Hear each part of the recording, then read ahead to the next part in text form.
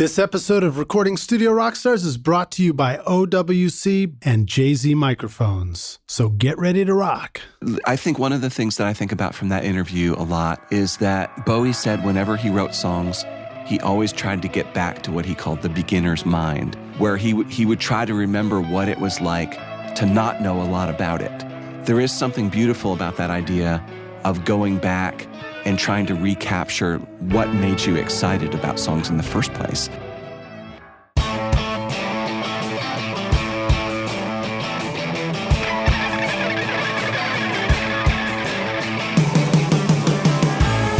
Welcome to Recording Studio Rockstars.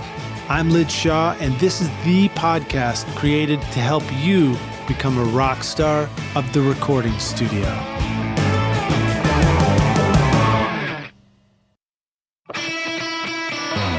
This episode is sponsored by OWC, Otherworld Computing, which you can find at OWC.com, your trusted source for memory and speed upgrades, DIY installs, and used Macs for your studio. Let OWC focus on keeping your studio Mac in killer condition so that you can focus on making great music. Why ditch your existing Mac when you can take your studio far into the future with OWC? Learn more at OWC.com and learn how you can supercharge your studio Mac. The speed to create, the capacity to dream. Now find out how awesome your studio can be at OWC.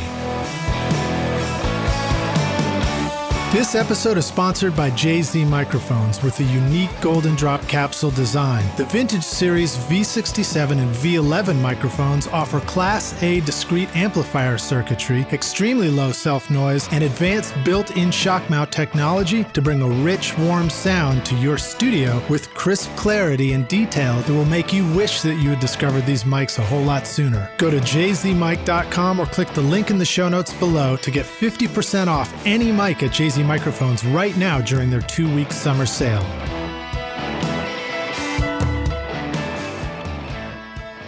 Hey Rockstars, it's your host Lid Shaw, and welcome back to Recording Studio Rockstars, bringing you into the studio to learn from recording professionals and songwriting professionals so that you can make your best record ever and be a rock star of the studio yourself. My guest today is Bill Demain, a Nashville songwriter, producer, author, and even self-started walking tour guide of downtown Nashville. As one half of Swan Dive, Bill Demain has released 10 acclaimed albums over the past 15 years with his singing partner Molly Felder, and were huge in Japan, Thailand, and Korea. He has also written songs for and with many other artists, including Teddy Thompson and Kelly Jones, Marshall Crenshaw, David Mead, Bleu, Kim Richey, Jill Sobule and Boo Hewerdine. His songs have appeared on TV shows like Sons of Anarchy, Private Practice, and The L Word, and in commercials for Laniege Cosmetics, Unicef and Sky Mobile. Transatlantic Romantic, his latest album, was praised by Uncut for its excellent songwriting and timeless West Coast harmonies reminiscent of Nilsson and Newman. Demain is also a BBC correspondent and a noted journalist who's written for Mojo and Classic Rock, and the co-author of the best-selling Sgt. Pepper at 50. Please welcome Bill Demain to Recording Studio Rockstars. Bill, you ready to rock, dude? I'm ready to rock. Nice. Thank you for having me. Dude, it's great to have you here, man. We were chatting about this before, but of course I've known you for 25 years at this point or something, and my studio here is very influenced by the first studio I was in, which was Alex the Great, which is one you've been working at for Yeah, that was headquarters for Swan Dive. And you pointed out that that studio really influenced a lot of us and a lot of our friends. It did. I mean, I would say that it was my first great studio experience. I actually had a terrible studio experience prior to that. Maybe 2 years before, Molly Felder and I had been making music together, and somebody invited us into a studio to do, 3 or 4 songs on spec. And we were excited. Molly had done studio work before, but this would be my first studio recording experience. So we got in there, and I'm not going to name the guy, but he proceeded to, Was his name Bob? Yeah. Was it Bob. Frank? He proceeded to do everything that you wouldn't want a producer to do, which is change everything that's cool and original about you. I've done that before. Have you? Yeah, I think I think it's part of a learning experience, hopefully. Yeah. So he basically eliminated the musicians who'd been playing with us in favor of these really A-team studio guys, which was fine, except they didn't know our music, and the music was quirky and it was hard to teach them. And then it really turned out that this guy wanted to work with Molly and not me. So anytime that I would step up to the mic, he would sort of stop the tape and go like, I don't really like what I'm hearing, just like really he had no tact. And then the thing that I remember most about that, which is just so odd, is at least I was getting to play the guitar on the sessions at first. And then he started stopping the tape, and he would literally stop the tape every 3 or 4 seconds. And he'd go I keep hearing your fingers squeak on the strings. Can you do something about that? To the point where I was afraid to touch the guitar.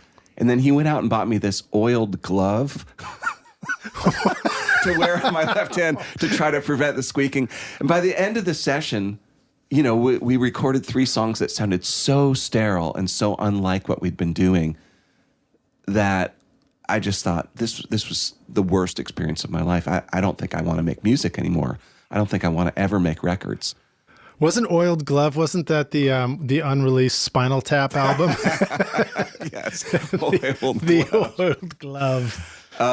So luckily, 2 years later, Brad Jones came to the rescue, and he was the complete opposite of that experience, because Brad, as you know, is a guy who is all about yeah, that sounds great. Let's try it. This is cool. He's a real sort of, Captain Kirk exploring, new frontiers. And he also dug everything that I did, from guitar playing to singing. He was always encouraging. So he liked you do adventurous music, particularly adventurous towards, a style that takes me back to the 60s, the strings, arrangements like Burt Bacharach, which I know we're going to discuss him at some point in this interview. I'm just sure of it. Yeah. And, Brad loves that stuff as well. And I remember hearing the Swan Dive stuff that you did with him initially, and actually doing some of that, although I apologize, I don't remember which was the record that we did or that I participated in back then. I think you worked on our 3rd record, Circle. Okay, yeah, I think so. I think that is what it was. Yeah. I just knew of so much cool stuff you were doing all the time. That's why I don't make any distinction between when I was there and when I was just listening.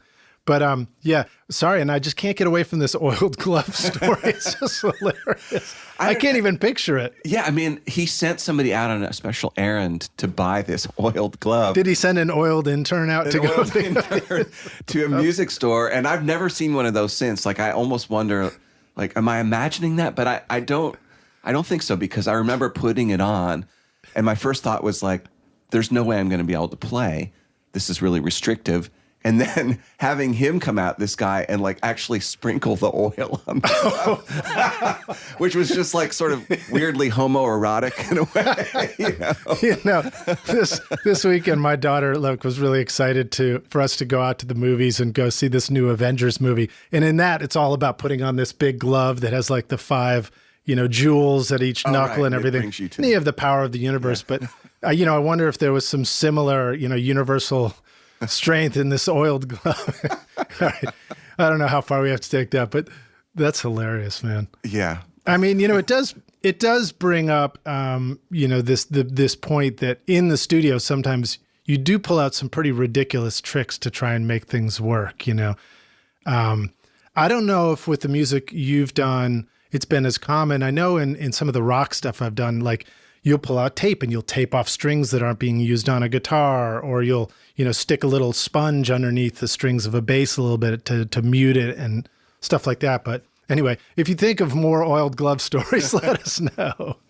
Well, actually, I'm sure Brad was always about trying things and doing little tricks. And I seem to remember maybe even before he had a kind of tack piano at the studio, him putting big sort of railroad nails between the strings on something. Oh, that's right. I remember it was it was a metal rod. Yeah. And it had leather tassels with rivets on the end of the leather. And he would descend it from the top of the upright piano, and it would go down between the hammers and the strings. Yeah. So you could you just dangle it in there if you wanted a tack piano, and if you wanted a regular piano, you just move it out of the way. And that was in the name of making, really interesting, good overdubs and good music. So kind of the opposite of the oiled glove.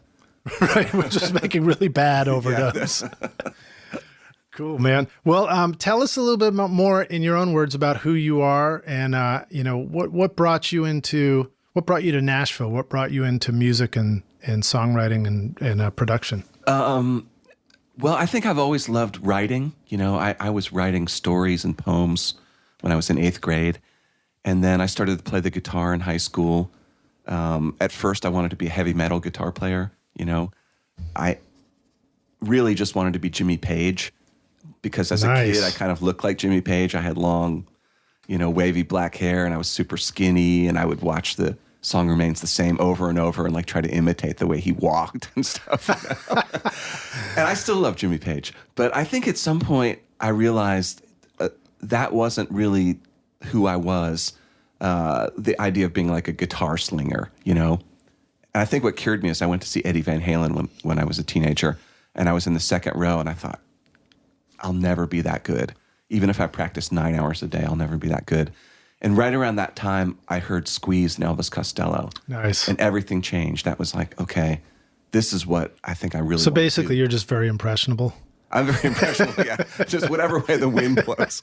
Well, early on, of course, and that's good. I think that I was open to that stuff, because that really sort of drew up a blueprint for what I would do, because I realized that songwriting was something that I loved and that came more naturally to me. So from that point on, I sort of started to write songs and got more serious about it, and moved to Nashville really just to pursue that, Yeah. So, and where'd you move from? I had been living in Georgetown in Washington, D.C. Oh, wow. Yeah. Yeah. At one time, the most expensive place to live, I think. Yeah. I remember hearing that about Georgetown. Where I was living was not. That was in somebody's basement, basically. And so you were playing music in Georgetown. I was born in D.C., by the way. Oh, I didn't. But I was only there till I was 1, so I don't think I was living in anybody's basement yet. But D.C., and way into, the rock guitarists. You had got yourself an embroidered jacket like Jimmy Page and with a dragon on it, and then switched to parachute pants once you saw Eddie Van Halen rocking. Well, yeah. And a cut-off sleeveless shirt. More skinny ties and, Oh, right. Yeah, that's right. Sidewinders. Jump. Yeah, Jump. Did you buy a keyboard when Jump came out? Not because of that song, but early on I had a Krumar string synthesizer. Oh, cool. Yeah, that I bet you would still sound cool. Oh, I'm sure it would. Yeah. Any old synth sounds old great. Old synths sound great, yeah. Old synths sound great. Say that 10 times. Okay, so then you discover Elvis Costello and Squeeze. But I know that I've mentioned Burt Bacharach. I know that music and I don't know if you have a descriptive term for that style of music at all. I would just call it jazzy pop. Yeah, it's jazzy pop. It's pop music. Not afraid of the orchestra. Yeah, pop music that is not afraid of a major 7th chord or minor 9th chord, and incorporates more sophisticated elements harmonically and time-wise. And that stuff was always in the background because my mother and father listened to a lot of Bacharach and Sergio Mendes. And so I heard a lot of that stuff growing up. After I went through my sort of initial new wave phase writing songs, by the mid 80s and late 80s, I was writing songs that were starting to incorporate some of those more sophisticated jazzy changes. And there's actually, this is something I don't think I actually ever even told Molly about this, is in college, there was a kind of precursor to Swan Dive called East Orange. Nice. That was me and a girl singer. Was that your punk rock band or something? No, East Orange was a town in New Jersey, and it was just kind of, I still think that's a really good name for a band. It East is. Orange. And we did, I have a cassette of it somewhere. We did our own songs that I was writing that were kind of like, you can kind of hear the beginnings of Swan Dive, jazzy changes and, a little bit of that Bacharach and a little bit of bossa nova. Yeah, right. And then you came to Nashville with that sort of in your heart. But did you come to Nashville with any interest in country music? It's pretty embarrassing because when talking about going which way the wind blows, when I got to Nashville, I had been writing those songs, the jazzier pop songs. But when I got here, I just thought, I can't do that anymore. I have to be a country songwriter, despite the fact that I had no interest or no background in country music. My whole grounding in country music was hee-haw, like laughing at hee-haw when I was a kid, not even liking hee-haw. So I tried for the first year I was here to fit into that songwriter's night environment and write songs. And I wrote some horrible, just off the top of my head, there was one called Heartbreaking and Entering. That's great. And just like somewhere there's a cassette tape, I think, of like 25 or 30 country songs that I wrote that first year. And I was trying, I was doing my best, but it just wasn't in my heart. And then about a year in, I met Molly, and that kind of changed things. And you guys started just writing together and playing out. And we and were then in another band called Wild About Harry that was nice, really jazzy, like almost swing jazzy, kind of. And we wore kind of 40s duds and had little skits that we did. It was a good band, but it was kind of an interlude that led to Swan Dive. Yeah, nice. Okay, cool. So tell us more about starting to work with Brad Jones and Alex the Great and your experience over there. We were introduced to Brad Jones by a friend of mine named Gary Velletri. And Gary was the head of Bug Music, which had signed me as a writer. And I guess this was 95, 96. And Gary, he knew about the bad studio experience that we'd had. I think it was in 94, 95. And he said, you should really meet this guy, Brad Jones, because I think he would really dig what you do. And I think you guys would get along famously. So it was kind of a blind date. I think we didn't even have this sort of usual sort of coffee meeting with Brad. We just went to his studio, which was Alex the Great, a tiny version in a kitchen over there. And we recorded 2 songs. That was our it's where Alex the Great is now, but it was just this sort of the bedroom and kitchen zone and the living room there? Yeah, there was no sort of built-on room or no big room where the piano is. Everything was sort of contained. But I knew right from the beginning, because I think we played him like 4 or 5 songs, and he picked 2 that he wanted to work on. And just his enthusiasm, he was obviously very confident, a very musical guy, like whatever instrument he picked up, guitar, bass, keyboards, you just got the sense that he was connected to it in a really emotional, creative way, and that became even more apparent. I remember something he said early on. He goes, the way Brad describes himself sometimes is amusing. He said, I'm a parts guy. And and that was sort of underestimating the breadth of his talents, but he was right, because he would find parts that were super complementary to your song that you would have never thought of, that would just sort of lift it to a new level, So that first experience was so pleasant, and it pointed the way towards 10 more albums. Well, and of course I met Brad, and he's been on the podcast. He was my mentor when I was at Alex the Great, and I learned a ton from him and from Robin Eaton. And I met those guys because they were over at Woodland Studios mixing Jill Sobule with Roger Moutinho.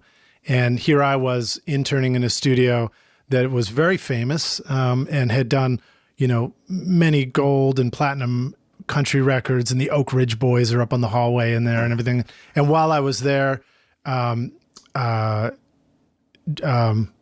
Harris was in there doing Wrecking Ball, wow. And so it was like, there was a lot of cool stuff, but there was also all this country stuff. I think Keith Urban was this new kid in there making a country record. Right. And meanwhile, I hear this, what to me was like really cool sounding music coming out of the open door to Studio A while they're mixing, and it's Jill Sobule. And I just remember being struck by that, and then later found out what studio it came from and the names of the producers and got in touch with Brad. But to me there was music coming out of Alex the Great that was, different. I liked something that was not what everybody else was doing in Nashville. And like you, a good question is, Lidge, why were you in Nashville? Why'd you go to Nashville? This is a great place to be if you really love country music. It's a hell of a good place to move to. But, it was cool to see that there was more than just that going on. And there was something that was, very unusual and cool. And that's what I liked about Brad. Is he liked to explore all those weird sounds and cool approaches to stuff. I mean, Alex the Great was a real hub, I think, for kind of pop misfits. Swan Dive, Shazam, Igmo, Lamb Chop early on. And that was it was a really nice feeling to be part of that. It was almost like an incoming freshman class, and I think Brad brought out the best in everybody. That's a real gift that he still has. Yeah. So you had, you were signed to Bug Music as a writer at that time. Yeah. Do you feel like that was an opportunity then that doesn't exist in the same way now? Do you think that kind of opportunity for somebody who's an up-and-coming writer still has an opportunity to follow that sort of path now, or has everything really changed? I think it's changed in that there's probably less room for people who are left of center, like I was. And Bug Music, even back then, was sort of an anomaly in the Nashville publishing business, because they did tend to sign writers that didn't fit neatly into tree music, or who because they knew that I wasn't going to write commercial country music and probably not make them a lot of money. But they still believed in what I did, and that meant a lot to me, and it probably helped. I know it helped nurture me as a songwriter, and it gives you momentum that that somebody believes in you, even if you're not making like a lot of money on a draw or anything.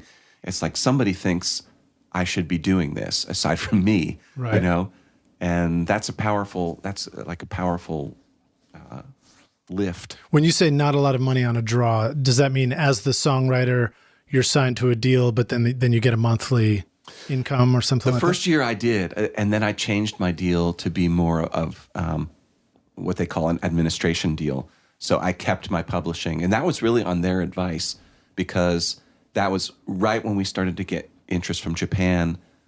Gary Velletri said, you should probably keep your publishing, because in the long run, it's going to behoove you to own your masters and to be able to make. Right. And he was so right. I mean, it's, Did you pick up on my double reference to Spinal Tap, that you were huge in Japan, and the oiled glove reference? I was afraid that I want to make sure that didn't slip by there in the intro there. Right? He probably heard me say that. He's like, huge in Japan. What? Yeah. So, and I do remember that, and that was really exciting. And I remember you guys being really excited about going over there. And oh my God. Yeah. Share a story about being an artist. This off-kilter music duo that have done something that's not country music row, and all of a sudden you get all this interest in Japan, and then you go over there. And what was that experience like for you guys? It was really like a parallel universe, where we were doing the same thing that we had been doing in Nashville for a couple of years, to, small local acclaim. And suddenly we got over there, and girls were screaming, and we were on the radio, and like people were waiting in the hotel lobbies to meet us, and we'd go into record stores and there were cardboard cutouts of us. I mean, it was surreal. And I always think the best thing about it is that Molly and I were both, at that point, I guess, in our early 30s. So we were both mature enough where it didn't like blow the tops of our heads off with it. And were you guys crossing paths with Bill Murray in the lobby as he was there for his movie? Later when I saw Lost in Translation, there was a lot that resonated, because especially, there's that great scene in Lost in Translation where he's doing the Suntory commercial. And one time we made a video for our song Circle. We shot it in Tokyo, and everybody on the shoot, including the director, was Japanese and spoke very little English. There was a translator to sort of broker the conversation. And the director would go on and on for like a minute or two and just rapid fire Japanese. And then the translator would say, turn left, just move to the left. And we'd be like, is that all? Really? So, yeah. But I mean, it was overall, I feel so lucky that we got to have that little, it was like 4 or 5 years. Like we sold some records and we got to tour over there and they treated us like kings. I mean, it was beautiful, That's pretty great. Yeah. Okay. So then, what was sort of the next chapter for you? Where did you go from there? Well, weirdly, there was a kind of act 2 to that, where just as things started to wind down in Japan, and I'll say it was that classic thing of like, who's Swan Dive? Get me Swan Dive. Get me somebody, because the last act of Swan Dive in Japan was the label that we had been on. We did one last record for them, and they signed a guy-girl duo called Tuka that was Japanese that sounded exactly like Swan Dive, except they were like 15, 20 years younger. Yeah. But the second act was that suddenly we started to get attention in South Korea. So we had like another 3 or 4 years where we started going to South Korea and playing, So it was really nice. We had this long kind of stint in Asia.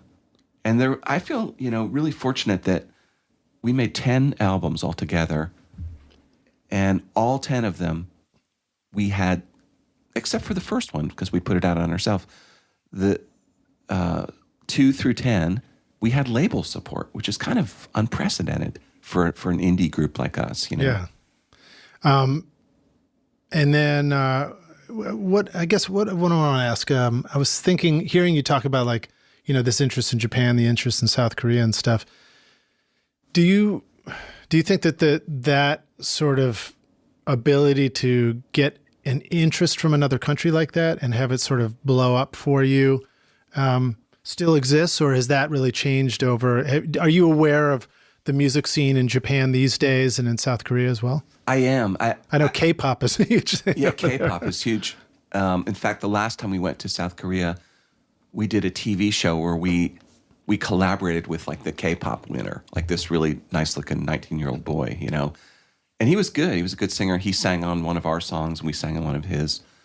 But it was also kind of like, it was a glimpse into what their future was going to be. So to answer your question, I don't really think that opportunity exists anymore to allow, a kind of, indie act, an American indie act, to enter the scene and kind of have a nice little career. Because I think, especially in Japan, it's either, big name R&B, hip hop music, or it's all Japanese music, where there used to be this little faction of like outside Western acts that could do well and get on, there was a moment we were on the charts with, George Michael and Roxette, and wow. I don't think that could happen now.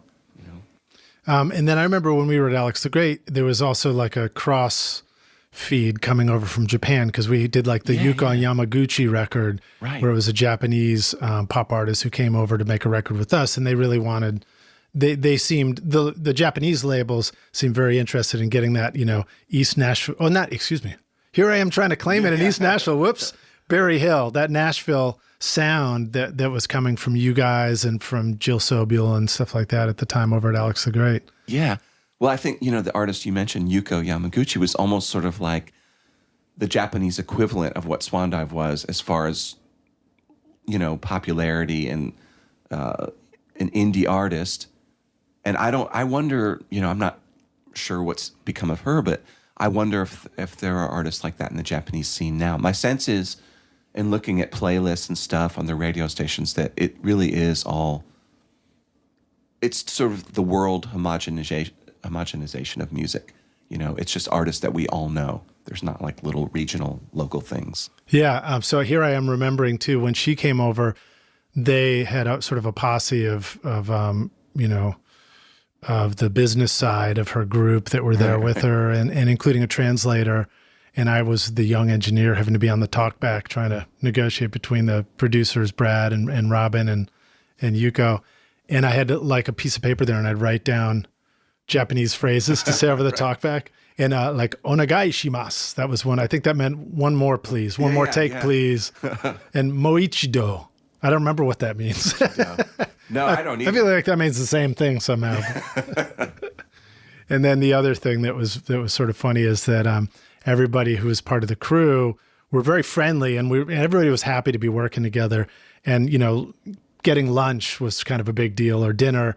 And they were very interested in Nashville hot chicken long before Nashville hot chicken was a thing. Yeah. And we would go and we would get Prince's hot chicken, which is over here in East Nashville on Dickerson. It's the OG, the OC, I guess, the OHC, I don't know. And they would get the extra hot, and I really tried to like keep up with those guys, but there was no way I could not eat as hot chicken as they could. But anyway, I digress. So, talk a little bit more about the music you're making in Swan Dive, or particularly at that point too, and some of the songwriter influences for you, and the directions that you were going in, and then maybe we can dig into some more specific questions about producing all those records. Well, I think one of the things that inspired me the most in Swan Dive was just Molly's voice.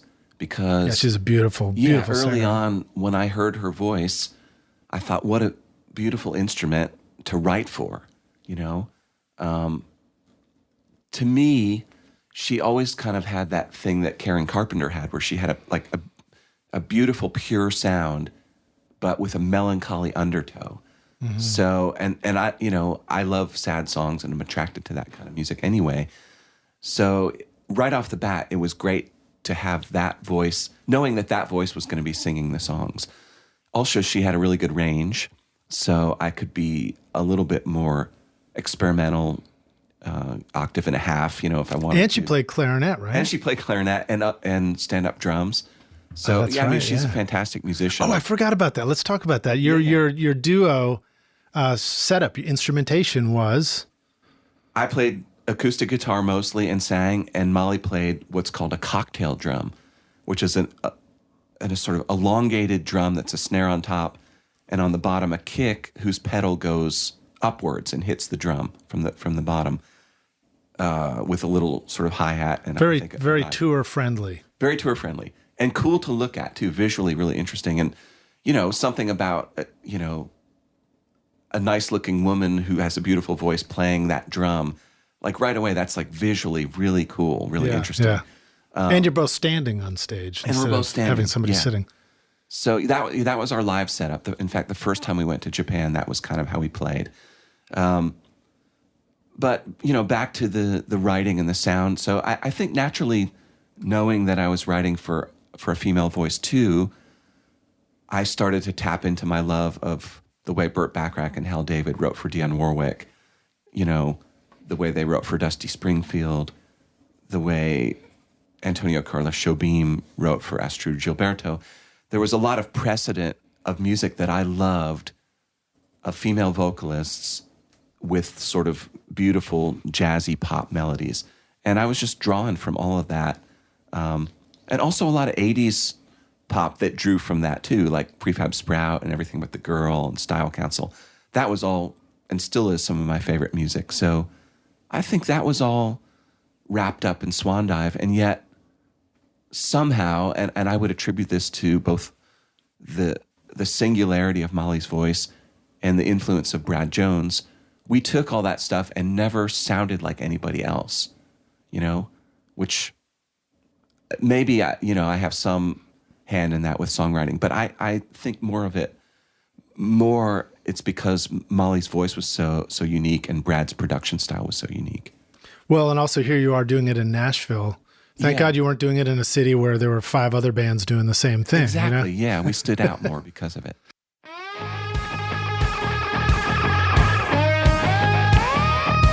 This This show is sponsored by Recording Studio Rockstars Academy, where you can go to take your recording, mixing, and mastering to the next level. And you can start right now with my free introduction to mixing course, Mix Master Bundle. This course will show you how to get pro-sounding mixes from your home studio with free and stock plugins in Pro Tools. And the best part is that these mixing techniques will work for you in any DAW, whether you are in Logic, Cubase, PreSonus Studio One, Reaper, or anything you can think of. Are you ready to make your best record ever? Then go to mixmasterbundle.com to get started for free now, or look for the clickable link in the show notes of this episode.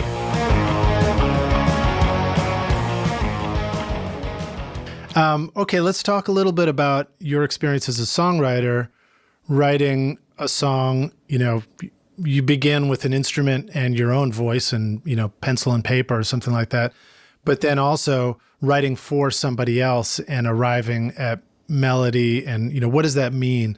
Is it something where like you really compose this melody in your head and then say, hey, it goes like this, and show it to somebody who has this wonderful singing voice that can sing in a way that you can't? Or is it something where you kind of jam on it a little together and then you're there as a listener to hear the other voice singing back, Molly's voice, and then you respond to it? Maybe just talk about the process. Yeah. Well, I think early on in Swan Dive, I wrote mostly by myself. A little bit of co-writing, but not much. Molly is a really natural songwriter, but she doesn't, for whatever reason, she doesn't really like to write songs.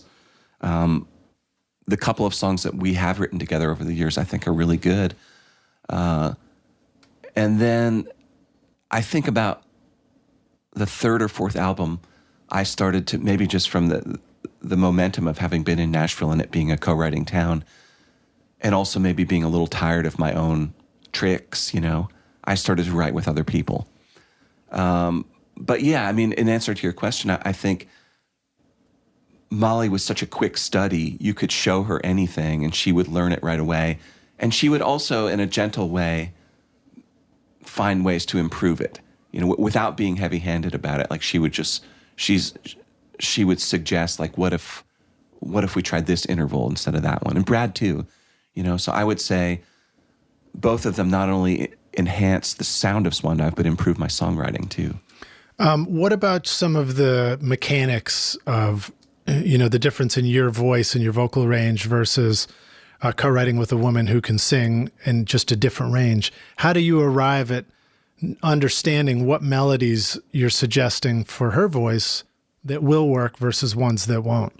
Or is it just also just sort of you stumble around with it and you discover it as you go? Yeah, I don't think I ever really, when I would write a song, would ever be thinking in a conscious way, like, this song is going to be for me, like one of the two songs that I sing on the record, or this will be for Molly. It was just you just sort of start following where the song is leading you, and then as you get into it, you might realize, like, oh, this is a song for a female voice.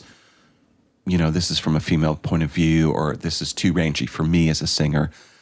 Yeah, I really think, and I still think that songs will usually tell you what they want to be. Okay, well then let's dig into some of the methodology of songwriting. Your own methodology. What is your routine?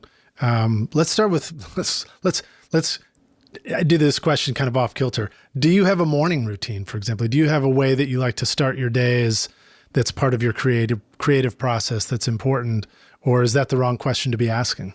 No, I still try to, for the last 25, 26 years, really, I try to start my day with a little bit of writing, whether it's sitting down with a spiral-bound notebook and just writing a page of, journal type stuff, like here's what's going on in my life right now, or coming up with some, silly jokes, or writing a verse for a song, or just really anything to kind of get the creative juices flowing.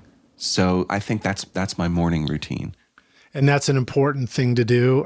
Do you ever notice a difference between days where you do that and days where you didn't get a chance to do that? Absolutely. Sometimes more than days will go by, like, depending on if I'm busy or traveling or something, a month or two might go by. And yeah, I notice, I think I'm more uptight and more tense. And when I get into maybe a co-writing session, if I haven't been doing that, I feel like a little more self-conscious. So I think there's something to be said for, what they call morning pages. Yeah.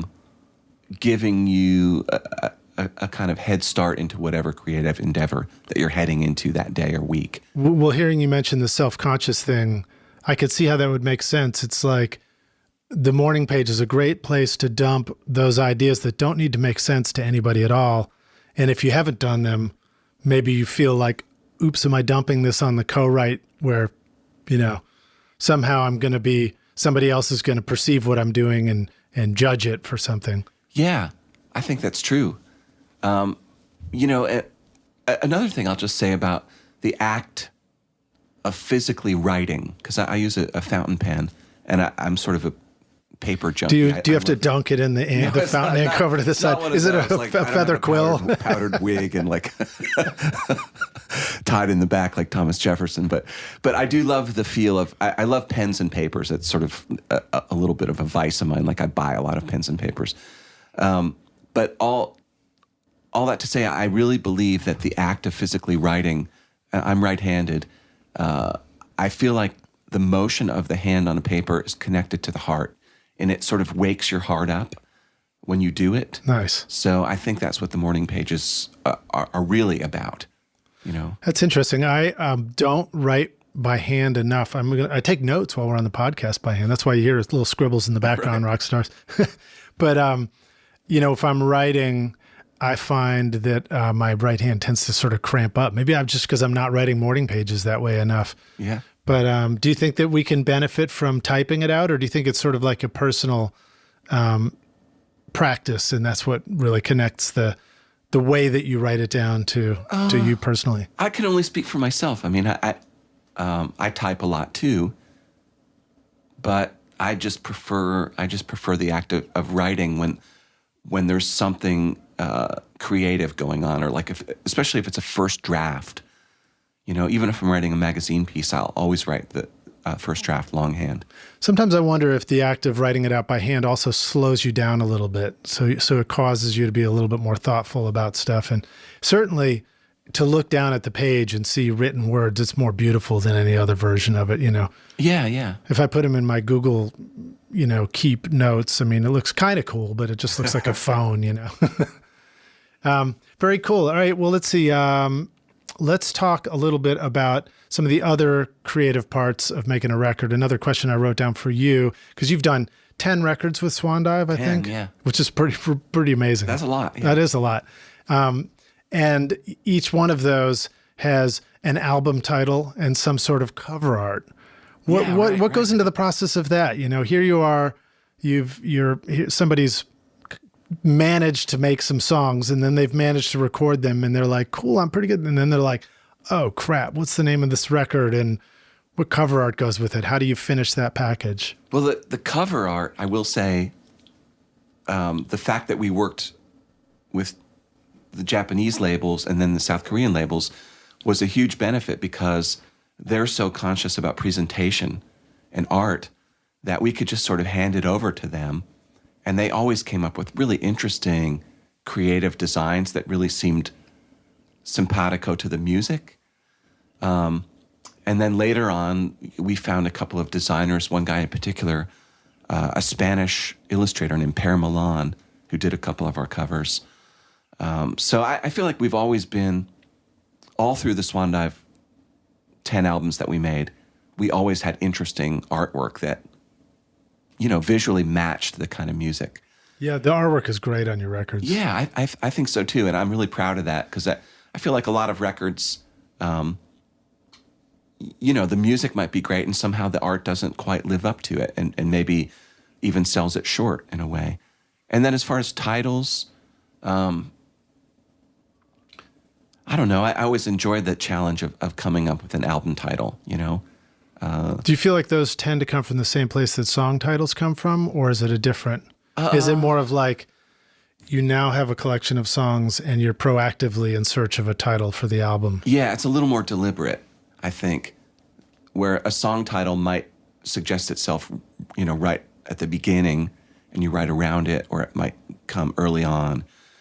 Where an album title, you are reacting to something that's finished. You want to have something verbally that describes it or complements it. Do you tend to come up with 10 different album titles and narrow it down to the best one, or do you just, come up with one and feel good about it and move forward?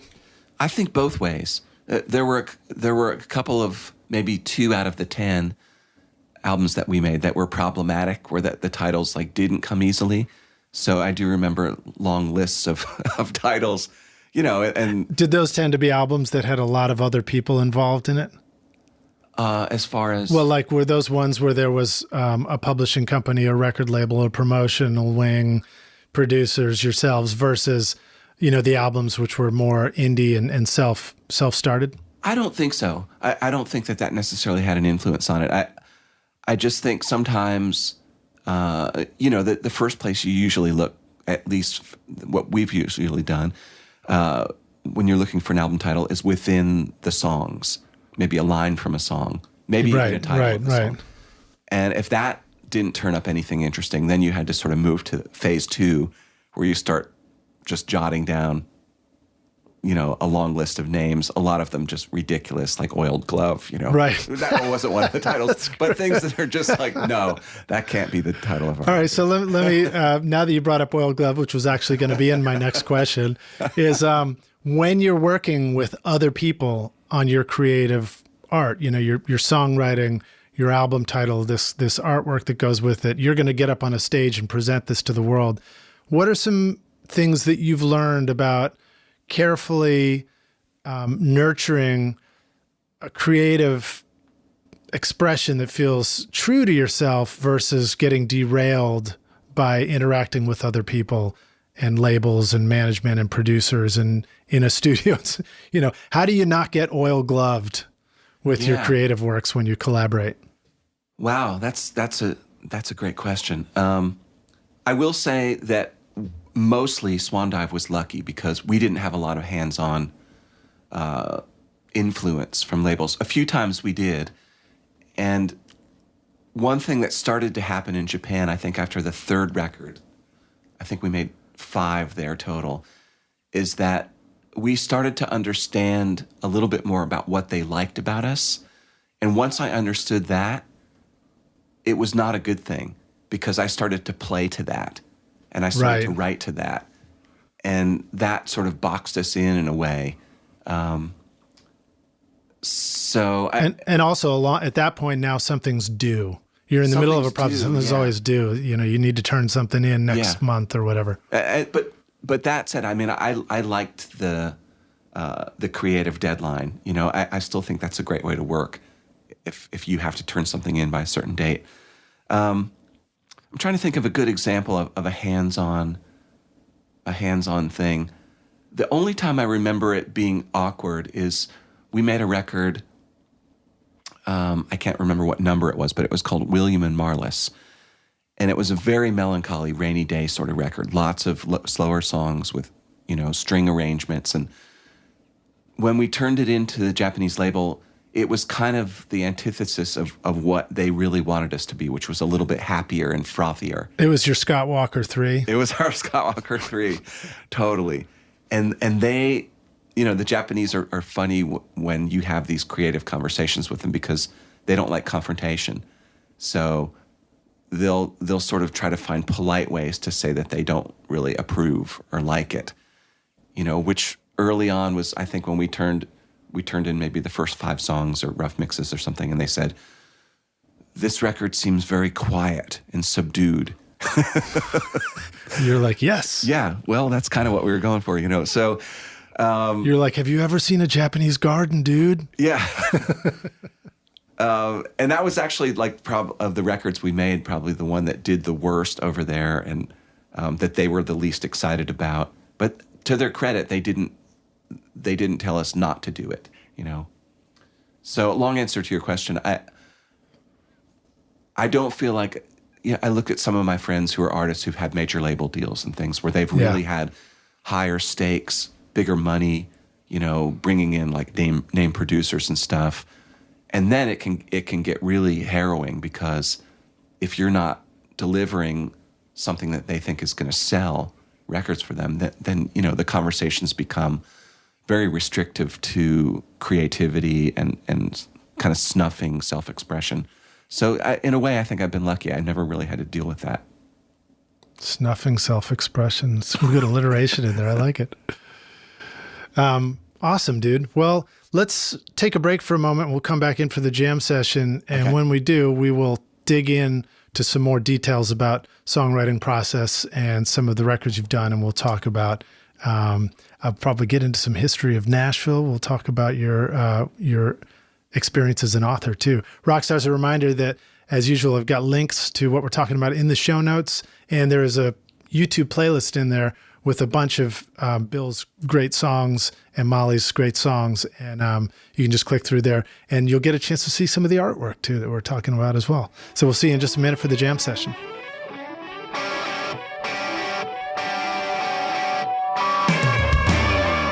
Are you using a Mac in your recording studio? Are you tired of feeling like the studio setup you worked so hard to create is becoming obsolete too quickly? Wouldn't it feel great to have a trusted friend to help you keep your existing Mac and studio setup current and relevant so that you can focus on the thing you love most, which is making great music? Well, now you can rely on OWC, Otherworld Computing, which you can find at OWC.com, whose mission it is to help you get the most mileage out of your existing Mac. Whether you need to upgrade your RAM, install an SSD drive, add more connectivity, or simply find a great used Mac that's ready to rock, OWC will help take your studio far into the future with a vast library of DIY install videos, 24/7 friendly support, and free shipping in the US on most items over $49. Why get frustrated and ditch your existing computer when you can take your studio far into the future with OWC? Learn more at OWC.com and find out how awesome your Mac can be at OWC. If you want to capture every nuance of a great performance in your studio, then you need to start with a microphone that is crafted with great care and attention to detail. JZ Mics in Riga, Latvia designs amazing sounding microphones that are handcrafted with jeweler's precision to bring you incredible detail in your recordings. At the heart of JZ microphones is the unique Golden Drop capsule design, which uses a lighter, faster diaphragm that delivers great clarity and fidelity while avoiding distracting colorations and distortions. Make sure to check out the Vintage Series V67 and V11 with Class A discrete amplifier circuitry, extremely low self-noise, and advanced built-in shock mount technology to bring a classic, expensive vintage sound to your studio for an affordable price. JZ offers a 5-year warranty, free shipping to the US, and a 30-day money-back guarantee. Plus, for the next 2 weeks, you can get 50% off any mic at JZ Microphones during their summer sale. I got one. You're hearing my voice right now on the V67. Wouldn't it feel great to have one of these in your studio? Go to jzmic.com or click the link in the show notes below. Hey Rockstars, we're back now for the jam session. My guest today is Bill Demain, joining us here at the studio to talk about songwriting, making records, Nashville, writing awesome books and comedy even, which we'll get into here in just a second. All right. You ready to jam, dude? What's that? You ready to jam? Yeah, you threw me off with the comedy line. I know. What? Well, Oh, I'll go now I straight know what for you it. mean. Okay. I'll go straight for it. Who is Sterling Huck? Who is Sterling Huck? Sterling Huck, for many years, was my alter ego, and he was a prank letter writing man who very much wanted to be part of the world at large. So would approach companies and corporations and celebrities with preposterous ideas and inventions. You know, for example, he wrote to Jockey Underwear and told them that he was a man with a vestigial tail and needed a pair of underwear that had dual apertures, one on the front and one on the back. And could they possibly have him in for a fitting? And, you know, maybe we could work on this together for other people who had vestigial tails. And, you know, and then, so I did that for years just for fun. And then it became But hold on, let's clarify. You would actually write a letter in Oh, yeah. to the company. Oh, yeah. Yeah, And just then- hundreds and hundreds of these things. And then they would write back. And this was a time, I started it in 95 and I did it till about 2007. And it was still, especially in the 90s, was still an era of snail mail. Right. Email existed, but most companies, when you would inquire about something, they would have to write you back, like through the U.S. Post. So, I had this beautiful collection of letters that I sent and their responses that became a book, and now 2 books. It was the thoughtful, provocative, long form text version of the Jerky Boys, which showed up. Yeah, about the less, same time, somewhere a little in that less same profane, area. a little less silly. I love the Jerky Boys. You weren't insulting. No, I don't think I was, and it was always relatively like PG rated. Right. And what was the record that was floating around, the Kaputsa or something? It was, I'm going to blank on names now. It was the keyboard player for Bob Dylan who was putting out the vinyl records that were recorded outtakes of Al stuff. Cooper. Yeah, Al Cooper's. Remember that? It was like, it was... like bus tapes kind of stuff? Yeah, the bus tapes and stuff like that.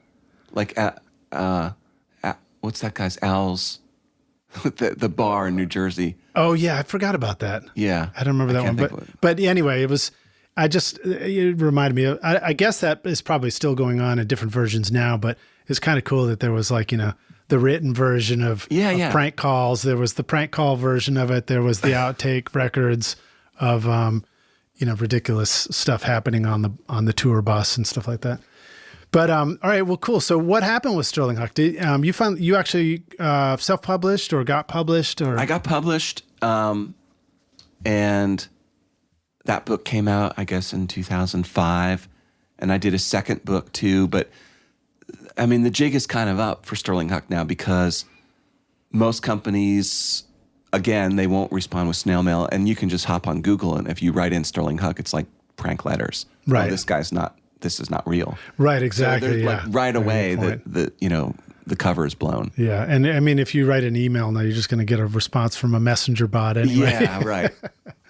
All right, cool. Did any of those inspire songwriting? No, I think it was always separate from songwriting. Well, I will say that it was the ultimate thing to have around the studio while you got to have good stuff to read in the studio when you're creating. Brad Jones was a great promoter of Sterling Huck because he always had. I had, before I had a book, I sort of made Kinko's versions of books that he would keep on the shelves at Alex the Great, and visiting bands would usually find their way to it somehow. Yeah, it was right next to the 8-Ball Comics. 8-Ball Comics, yeah.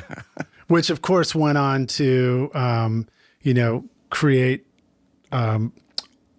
full long story versions of the different story elements that were in the comics. So like Ghost World, which came out as a book, which was Scarlett Johansson's breakout movie. I love Ghost World. And then she was just in the Avengers movie this weekend that I saw with my daughter. So there you go. It all gets tied together. All right. Talk to us about some of your other writing as well, some of your other prose writing. And you did the Sgt. Pepper at 50. Tell us about that. Well, I've been active as a music journalist since 1990. Over the years, I've written for Mojo and Uncut and Classic Rock. I worked for a magazine called Performing Songwriter for a long time. So that's been a great gig because it's allowed me to meet and interview hundreds and hundreds of artists. And that's plugged back into songwriting because, you can't sit down with somebody like Neil Finn or David Bowie or Burt Bacharach and ask them about their process and not learn something or not be somehow encouraged or inspired. So as day jobs go, being a music journalist was a great one to have. I still do a little of it, not as much. And the outgrowth of that was I have 2 collections of books that are interviews with famous songwriters. And then 2 years ago, I co-authored this book called Sgt. Pepper at 50, which is a celebration of the Beatles album, the 50th anniversary, not only the music of it, but also the context in which it came out. So fashion, politics, social culture, that kind of stuff. Well, that's fantastic. I actually didn't know about your interview books with the songwriters. So tell the rock stars now, that's how I lovingly refer to as our listeners.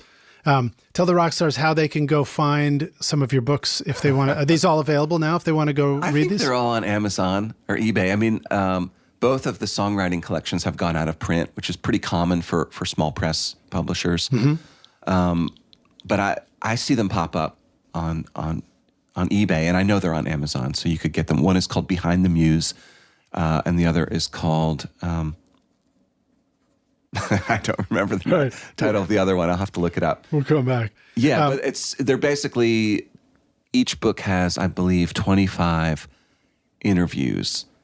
And each interview was part of a publication when it was originally written. And then but generation spanning, all the way back to some Tin Pan Alley guys that are no longer with us. I interviewed Antonio Carlos Jobim. Oh, wow. David Byrne, Stevie Nicks, nice. all these different people. All right, well, can we go there?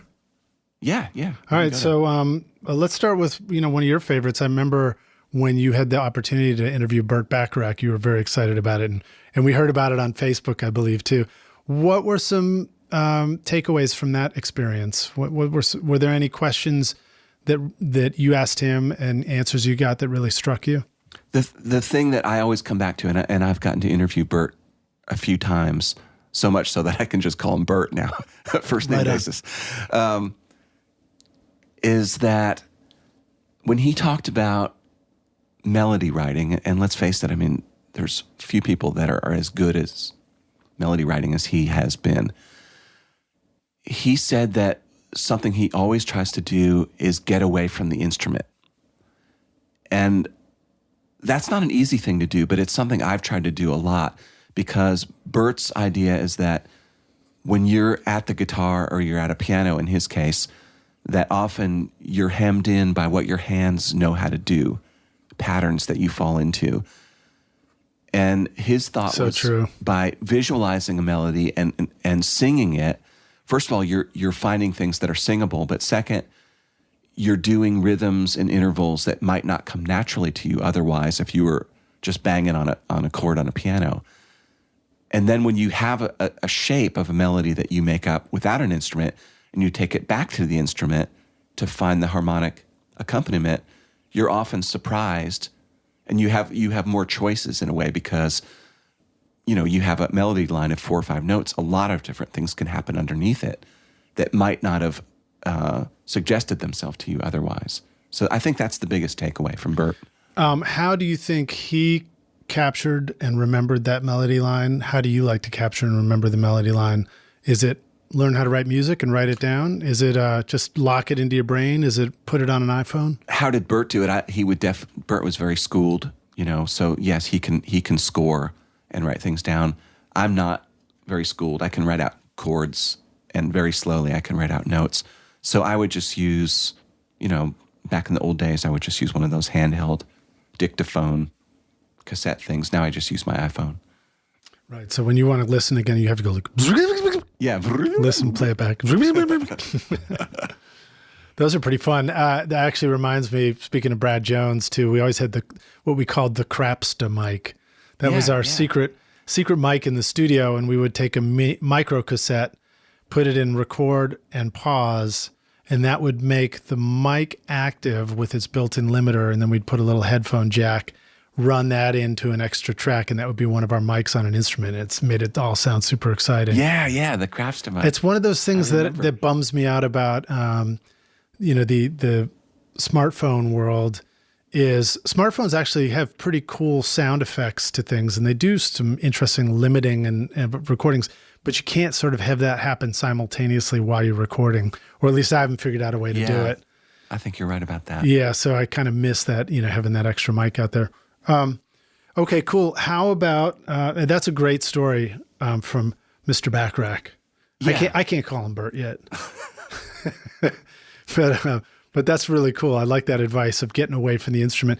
I've noticed that, like, I'll pick up a guitar and sit down and play, and, the lazy, like, I know I want to have a guitar in my hand, but the lazy part of me goes straight to, like, a Bard open A or something and plays that, because I know I can get that pretty in tune. Right. And I can sound pretty good. But then I'm like, not that again. So I can see how starting with something else really, really helps. And I know, you pick up another instrument. For you as a songwriter, what's an instrument you remember picking up and just going, and a song presents itself to you, an idea, and you thought it was a cool thing? Yeah, actually, I believe, I'm not a superstitious person in general, but I do believe that certain vintage guitars have songs in them. And some years ago, I was at Gruen, which is a vintage guitar shop here in Nashville. And mostly Gruen sells stuff that I can't afford, like, 50s Fenders and 30s Martins. But occasionally they'll have just some sort of outside guitar. And I went in there and they had this 1960s Giannini, which was a Brazilian student guitar. Look to your right. Oh my gosh. It's a Giannini hanging on the wall. There. Amazing. So this was a nylon string guitar. It was $300, and literally I hit one chord on it and I bought it because I knew as soon as I played a chord on it, I was like, this guitar, there's something about it. And I've written so many songs on that guitar. I wrote one like immediately when I got home that day. Nice. Yeah, I've noticed that different guitars have different tones and they evoke different kinds of playing, which is kind of nice. I always liked the little, like, half size or whatever, silver tone, plywood top, flat top guitars. They sound really throaty, which is like a cool tone. They're hard as hell to get in tune, but it's all right. You don't need to play all the way up the neck with it. All right. Well, share a story about your interview with Neil Finn. Wow. I'm such a huge Neil Finn fan. So it was... Tell the rock stars who may not know anything about him, who he is and what we need to know. Neil Finn was born and raised in New Zealand and is probably most famous for playing in Crowded House, although when he was a teenager, he was in another band called Split Enz, which was kind of a precursor to Crowded House. He draws deep from, I would say, the Beatles, and a lot of 60s melodic pop. But he's also drawing deep from Dylan, like as a lyricist, like he's often very impressionistic and poetic. He's a great singer, and he is also one of the funniest people I've ever seen on stage. Crowded House in their heyday was truly one of the best live bands I've ever seen. Anyway, I interviewed him twice, but the first time was here in Nashville. They were passing through, I think it was on their Woodface tour, which was like their third or fourth album in. And I met him at the Lowe's Vanderbilt Hotel. And it was great because he was staying at this hotel where nobody really knew who he was, like other guests. So I think we were just in the lounge sitting there. And sometimes, with people that I interviewed, I got a little starstruck because I was such a fan. And it was that way with him initially, but he was such a... That's how I feel right now. Yeah, right. He was such a down-to-earth, approachable, nice guy. Yeah. But the thing I remember two things that he said that I still think about to this day. And this is a long time ago that I interviewed him. He said, 80% of writing a song is believing that you can do it, which may sound like a very simple thing to say, but it's true. When you get into writing a song, sometimes a lot of self-doubts can come into the picture, a lot of second-guessing. So that 80% of believing, again, is a kind of like motor to like propel you forward. It's just like, I can do this. Like, I've done this before. I know how to do this, The other thing he said was sometimes when he's writing a lyric, and I mentioned his lyrics can be kind of a little abstract, which I like, as he said, mostly what I'm going for is one or two lines in a song that will go bang in the back of somebody's brain and just set off their nervous system. And I just think, oh my God, that's such a beautiful sentiment. And I do try to honor that, Yeah. Well, it's cool. It's a visual descriptor too. Yeah. Of the experience, which I was going to ask this later, but might as well just ask it now. You used the word impressionistic earlier. And one of my questions I wanted to ask you is, how important is metaphor in songwriting? And when should we say something directly or when should we say it impressionistically? Wow. That's a good question. I think there's room for both, I think a lot of songwriters early on sort of figure out they're going to be one or the other. And certainly within country music, it's probably a lot more common to be less metaphoric and more direct. And there's a beauty to that, like, Hank Williams songs. You can do imagery, but it's truck, beer. Well, these days, yeah. Tank top. But no, I mean, there's a real challenge to being emotionally direct and not using a lot of metaphor and flowery language. I think it depends on the kind of music that you're making. I mean, do you think that sometimes if the lyric is direct, it's the music underlying it that is sort of impressionistic, and sometimes that's a good pairing? Or is that, am I reaching here? There's room for all sorts of mix and match, I think there's that Tom Waits thing, I love a Tom Waits quote. He said, "I love beautiful music that tells you horrible things." Right. Which, I mean, there's a real power in that, like to have the music pulling one way and the lyric pulling the other. So sometimes it's even more powerful if they're both pulling the same way, but it can be overwrought too. Yeah, is it my Ode to Billy Joe, right? Yeah. It's a pretty terrible thing. It's murder, yeah. Okay, how about, do any songs come to mind for you where the lyric is just so kind of dumb simple, but it's just a fantastic, fantastic song? It might be, that's putting you on the spot to ask you that right off, but if you think of something, maybe share that. But I'm very curious about that stuff. By other people? Yeah, sure, by other people, or even your own songs where you love the way it turned out and you were like, man, I'm not being clever at all, Well, certainly a lot of Beatles songs early on, of course, She Loves You. But even later, like I Will has one of the most like if you write it out just on a notebook, the lyrics to I Will, who knows how long I've loved you. I mean, it's so plain. Yeah. But when you match it with that exquisite melody that he has, it soars. And I think if the lyric was any heavier and more poetic and more metaphoric, it probably wouldn't soar, So it really is, the analysts of songs, I believe, call it. I've never known how to pronounce it. Is it prosody or prosody? Oh yeah, right, prosody or yeah. I don't know. I would say prosody, but I'm only just learning the word myself. So, and my understanding is that means you need to match up the syllables with the rhythms of the song, right? We should do a whole segment on words that like you write or read but never actually pronounce out loud.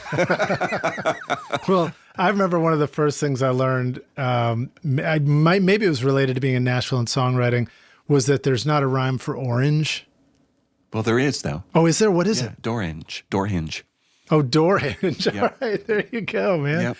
But I mean, again, that's not a perfect rhyme. I don't know. So I don't know if you know Pat Pattison, but he teaches songwriting. Pat, sure. So I just discovered him. In fact, I just went to one of his songwriting clinics in Boston, and for me, it's just I'm at that sort of like wide-eyed, fascinated stage, learning things about how songs go together, and every new lesson is like, oh wow, So, but what was my point? Oh yeah, so learning from reading his book, that there's like all these variations of descriptors for what kind of rhyme it is and how the two words go together, and it's like I think those are designed just for getting a PhD. I don't know that you actually need to know them all for actually writing a song.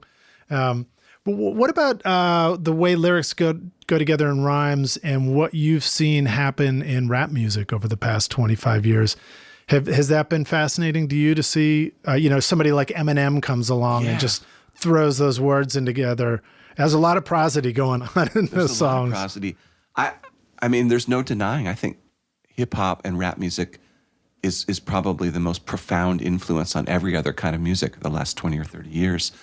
Even something as simple, if you turn on commercial country radio right now and listen to the next 10 songs, most of them will have that basic hip-hop rhythm that's been in place for a long time. And it's changed the way that people write lyrics. It's changed the way that people rhyme. It's changed the way that melody is written because I believe things are more rhythmic in popular and country music right now, to the point where it becomes more difficult to be interesting melodically because there's so many beats to fill. I also think, on a positive aspect, I'm not like a rhyming Nazi, I like perfect rhymes, and I think there's a place for that, especially like if musical theater, I think, is a place where you want to maybe aspire to write more perfect rhymes. But in pop music, I like soft rhymes and near rhymes, and that's a hip hop influence. Yeah, sure. I mean, the Eminem reference is maybe there are a lot of perfect rhymes in there, but they surprise the hell out of you which words they come from or which part of a sentence they're coming from and stuff like that. I find that to be fascinating. And I'm not, by no means am I a hip hop or rap expert. So me either. I'm kind of like the Pat Pattison student. I'm just fascinated by discovering every new little thing. Yeah, I am too. Have a lot of wow moments. There are, I was talking with my intern who's really into hip hop production, and he was talking about his way of describing a lot of the hip hop that's coming out now, and trap beats and things like that. And he said everybody's working in triplets. And that was fascinating for me to hear that and be like, oh yeah, you're right, man, you're right, But it's fascinating to see all the different kinds of music coming out. And I have a daughter who's 13 now, and so she's taken, for years now, she's been taking over the radio in the car. It's not the radio, actually, it's just the phone, and picking and choosing the songs. And right now, she just puts on the 2000s playlist. So that's kind of fun, actually, to hear all that stuff. But, discovering, I don't think I would have discovered Taylor Swift and so many different artists if it wasn't for the fact that I had kids playing that in the car until I'm like, I had no other choice but to listen and go, oh, hey, that's pretty good. There's pretty great stuff going on in there. Yeah. Anyway, I'm not going anywhere in particular with that line. I'm just saying it's fun to discover great music. So I'm still listening to like Victor Herbert. John Philip Sousa. I don't think I know anything about Victor Herbert. Tell us about Victor Herbert. He wrote operettas. Oh, okay, all right. In the 1880s. Oh, there you go. He was Excellent. quite popular at one time. All right. Well, let's. Well, you know what? You brought up David Bowie, so I gotta ask you what you learned from David Bowie in your interview. What stories or takeaways did you have from that interview?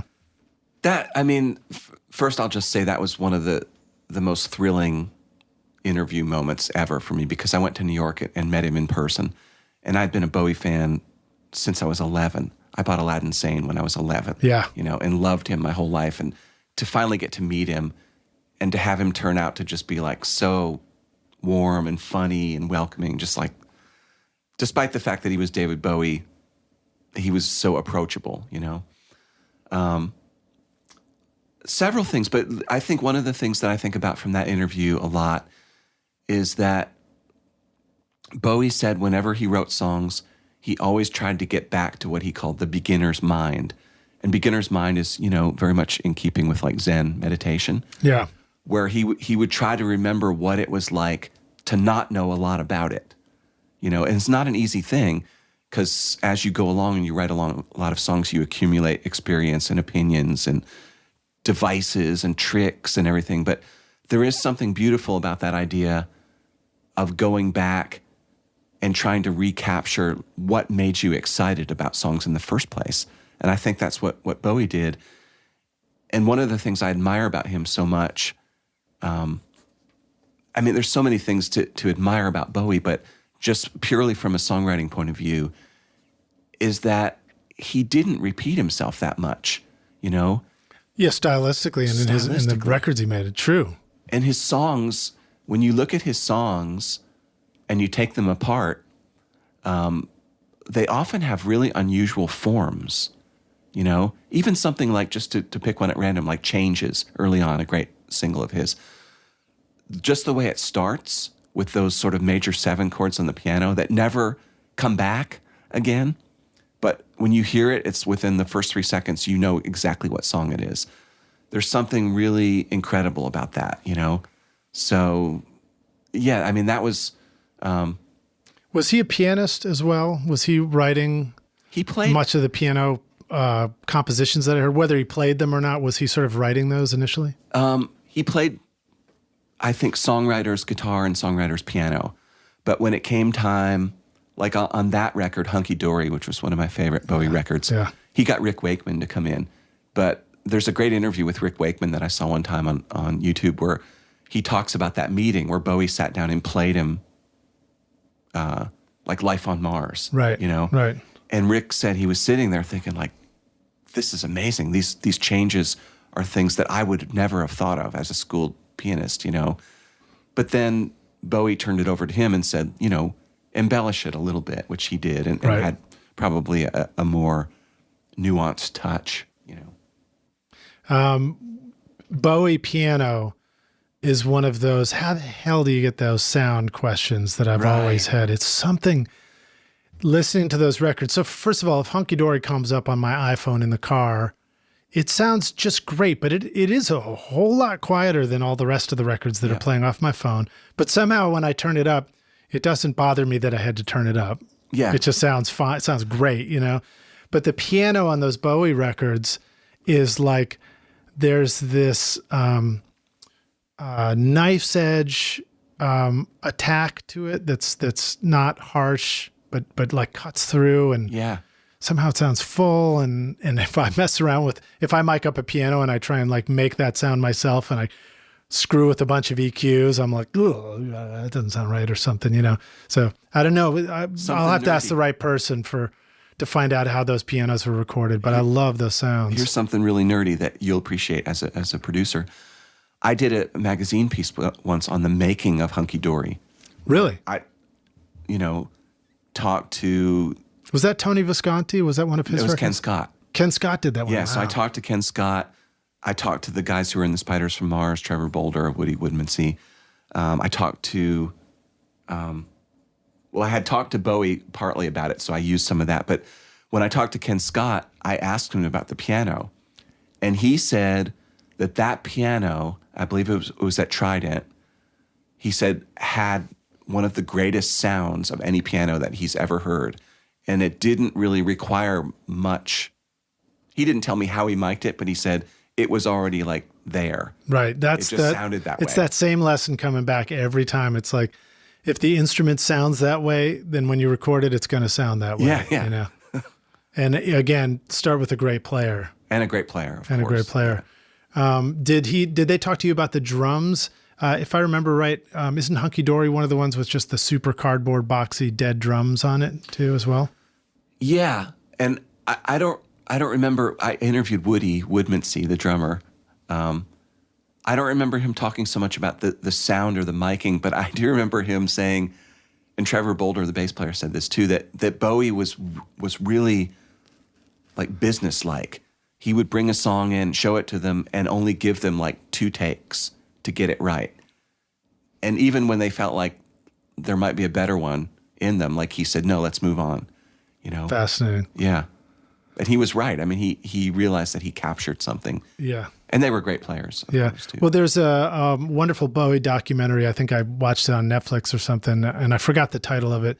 But I think it was The Making of Fame, that era. And he was talking about coming back to New York and trying to figure out what the next sound for the record was. And he just found these great musicians. And I vaguely seem to remember that there were some African players in the band or something like that. That was kind of the vibe, and just like jamming on it and discovering a sound. And I love that. I love that concept of, finding the beginner's mind when you're going to record your next thing, and going through an exploration, like accepting that you don't know what it's going to be too at the beginning. Yeah. And even more so later, he found the perfect co-pilot with Brian Eno, because Eno has, all of those strategies that he calls them, where he'll give musicians instructions that might be sort of antithetical to what they would normally do. Right, oblique strategies and all that. That's the name. The cards have come up on the podcast a number of times. I haven't gotten any for the studio here, although I kind of got the impression you don't really have to get the official ones. You can just make up your own set of whatever, It's like writing prompts. I have a website link from Pat Pattison with writing prompts on it, and I'm trying to practice the morning writing of object writing, where you just like train myself to go to the five senses and include a descriptor, from there. And again, for me, the process is I get the benefit of like anything's great at this point, because just the practice of trying something, having some practice for how to write is helpful. Another artist that comes to mind, thinking about like finding a sound and just going with it, and then also the idea of direct writing versus descriptive or impressionistic, is when I think about Paul Simon and Graceland. And he finds these African choral singers to work with, and just like embraces that sound. Like, here's the next sound of my next record. And then a song, a lyric, Diamonds on the Soles of her, is it Her Shoes? Yeah, Her Shoes. Yeah. So Diamonds on the Soles of Her Shoes. Again, I get the benefit of really like being simple in my, I'm like, wow, but like, that is a very wonderful descriptive lyric that just it evokes an image in all of us. You don't even have to say what it means, but I assume it means somebody's so wealthy that they've got diamonds on the bottom of their shoes. Right. And can walk around on mean it. Whatever you want it to mean, which is, I love songs like that give you room to sort of walk in and find your own interpretation. I love that record too. It still sounds great to me. Yeah. It's really fresh, Let's segue onto that topic of more in terms of, writing with metaphor and stuff like that. What are some things that do you have any ways that you practice including that or excluding that? Or do you take a lyric idea and then pause for a moment and say, I wonder if I could say this a different way? I would say first that morning pages, again, are beneficial to sort of getting you in the groove of finding. Are there rules about morning pages that are helpful? No, there's no rules really. It's just start writing in the morning, right? Yeah. Do you set a time for yourself or anything? I used to do that, but I don't anymore. Yeah. So I think that gets you in a groove that might help you discover language. I remember I used to do these exercises where I would choose 10 random words from a dictionary, write them at the top of a page, and then either write a story or a lyric incorporating all of those words. Nice.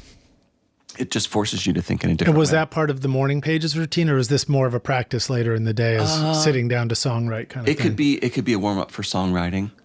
In a way, since we're talking about Bowie, you probably know at different points in his career, he did something called the cut-up. No, I don't know anything about that. Okay, so the great writer William Burroughs, who wrote Naked Lunch, invented this thing called the cut-up, where he would take text, say from a book or a magazine or newspaper, and actually physically cut it with the scissors into 3 or 4 word phrases or sentences, drop them in a hat, dump them out, and reassemble it at random. That's great. It's like fridge magnets. Fridge magnets. That's what fridge magnets were based on, cut-ups. There's engines online now that'll do cut-ups, just with a push of a button. Will they write my morning pages for me too? They might. They'll reassemble your morning pages. I don't know if they'll create them. It's going to give the meaning of morning a whole new spelling. MOURNING. So anyway, I think the morning pages or warm-ups help you get in that space. But again, it depends on what kind of song you're writing. Sometimes certain kinds of melodies, I find it interesting with, like, I write a fair bit in a bossa nova groove because I love that feel. And I find it to be really romantic. And I've written a lot of songs in that groove, and I found it really difficult to use metaphor and flowery language with that groove. It almost demands that you be emotionally direct and simple. I'm not sure why that is. I can't necessarily explain it, but I know it's true. Did Burt write it, or Mr. Bacharach, excuse me, did he write it in bossa nova groove a lot? Yeah, he did. What's the look of love? What's that? Yeah, that's bossa. That's bossa nova. Okay. And I'm trying to think about the lyrics in that one. You probably know those lyrics Yeah. pretty well. The look of love is sort of, Is I mean, in that your does eyes. evoke a little bit of an, questionable, like it evokes a question mark in my head. Like, I mean, what is the look of love? I imagine it's a, big, beautiful eyelash eyes looking back at me or something like that. Yeah, or just like a desire. You're seeing the desire Yeah. in another person. But those lyrics are really simple too. I can hardly wait to see you, put my arms around you. It's just like basic kind of emotional language that you would say. Oh, and then another, writing story, Pet Sounds. Yeah. I learned recently that was a co-write.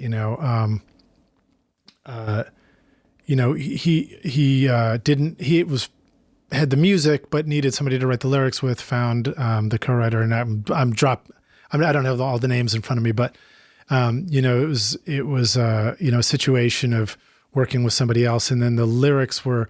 I think of the lyrics as being pretty straightforward on a lot of those songs, right? So there's a weird Swan Dive connection here. Okay, yeah, what's that? Because I wrote the lyricist on Pet Sounds, his name is Tony Asher. Right, that's right. And there's a Thank you. song on our Circle record called Ordinary Day that Tony wrote the lyrics for.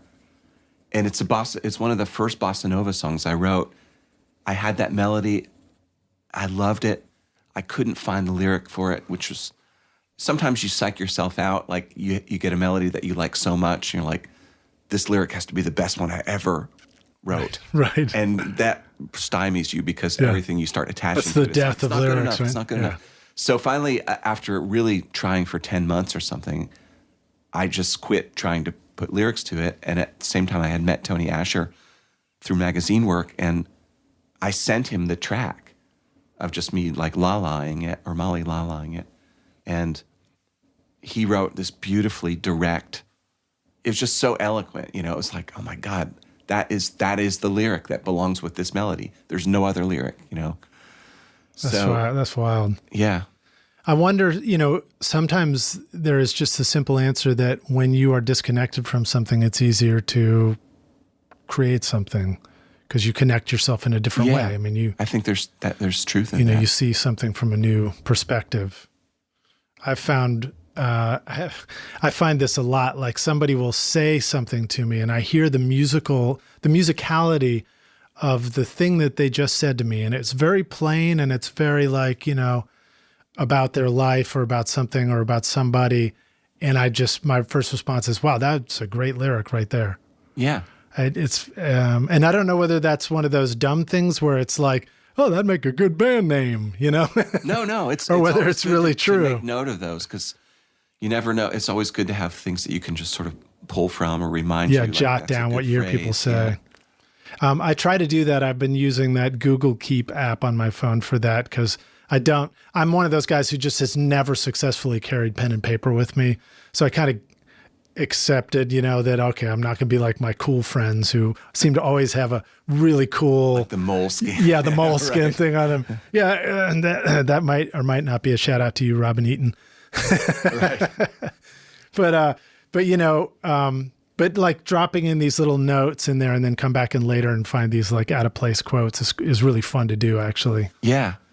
And I wrote a song recently that was all the lyrics are taken from text messages with ex-girlfriends. Wow, that's a cool idea. And where I was feeling particularly inspired. And I can't tell you if it's a great song or not, but I know that I've got it within me, the confidence to get that 80% and just go through it and finish it, And also, that's in keeping with this sort of Bowie caught up beginner's mind thing.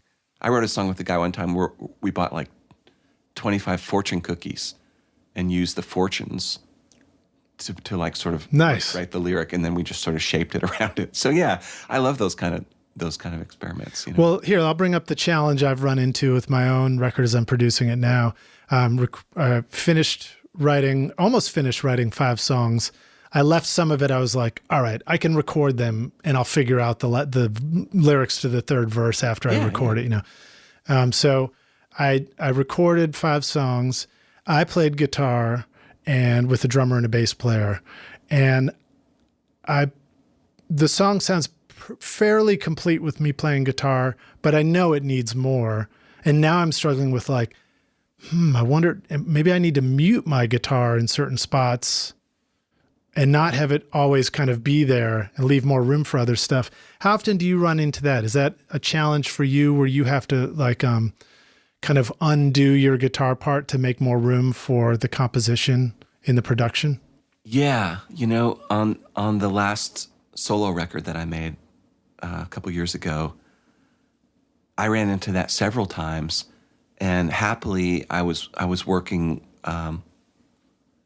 with a guy named Jim Hoke, who's a great multi-instrumentalist, Jim's awesome arranger, and he's pretty much on every Swan Dive record. So this is a public invite to you, Jim Hoke, to come be on the podcast as well. He would be a great guest. And Jim's been a big part of Swan Dive world for a long time. But I handed a few things off to him with the notion that, there's the piano needs to go away in some places in this song. It's just a little too much. And he knew exactly how to sort of weave in other sounds to help me arrange it in a more creative way. But I get stuck on that often too. But do you feel like you arrived at that before you sat down to track the song so that the piano was already filling the right spots when it was recorded? Or did you have to sort of undo the initial instrument that was tracked with the band? Yeah, I think both. One, it was a piano song, and the piano ended up just being ditched completely by the end of it. And then others, probably when I wrote it, I didn't think that it was too much guitar, too much piano, but yeah, I certainly didn't think that I was doing too much guitar. I was listen back to it. I was like, man, I fucking rock. Exactly. Yeah. There can never be too much. Yeah.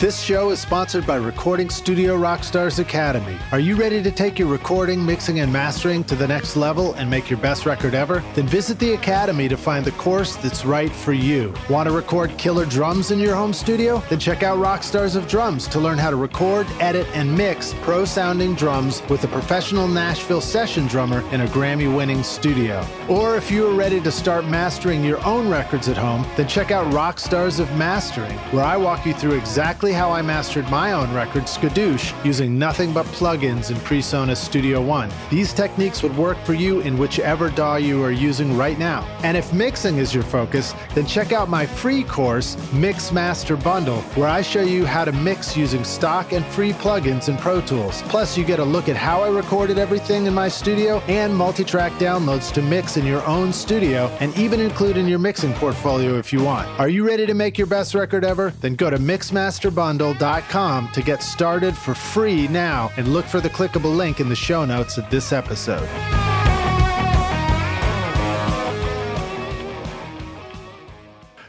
Well, cool, man. All right, let's see. One of the songs that you recorded, I don't remember I think this was a little while ago that you did this one, but we were talking about it before. Taking Pictures of My Friends is a great happy pop track that the Japanese labels would have said, "This is what I was talking about." That's true. Yeah. And you also did a wonderful video to accompany it. Tell us about that song and the video that you put together. Well, that song I wrote with David Mead, who's a friend and a fantastic musician, songwriter. And for a couple of years, David and I had a kids' music band called Davy Ukulele and the Gag Time Gang, which also included Paul Deacon, who plays drums from the Mavericks. The Gang Time Gang? Gag Time. Gag Time Gang. Sorry, Gag Time. Paul Deacon played drums, and David Henry, great producer, cello player, played bass. Yeah, Dave's great. And we were all characters, David Mead was Davy Ukulele. David Henry was Super Number One Robot. Paul Deacon was Uncle Louie. And I was Professor D, a rockabilly science guy, professor. So it was I loved writing songs for that band because, first of all, it was nice to not always be writing about your own emotional stuff. You're writing songs, for the most part, to entertain and enlighten kids and at the same time not drive their parents insane. So you had to find that place where things were appealing but not so dumb that they would annoy people, And I think David, Mead, and I really did a lot of good work within that context.